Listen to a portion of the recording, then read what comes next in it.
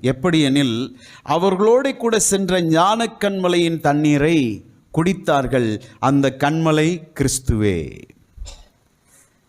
அந்த கன்மலை கிறிஸ்துவே. இதில் ரொம்ப ஒரு ஹைலைட்டான விஷயம் என்னன்னா, அவர்களோட கூட சென்ற கன்மலை. பாருங்க, இஸ்ரவேலர் வனாந்திரத்திலே அவங்க நடந்து வந்துட்டு இருந்தாங்க இல்லையா, அவங்க கூடவே கன்மலையும் வந்துட்டு இருந்துச்சான். எங்கெங்கெல்லாம் அவங்களுக்கு தண்ணி தேவைப்பட்டதோ இந்த கன்மலையிலிருந்து தான் நீரூற்று புறப்பட்டதான், தாகம் தீர்க்கப்பட்டது. அல்லேலூயா. அப்போ இயேசுக்கு இன்னொரு பேர் என்னது?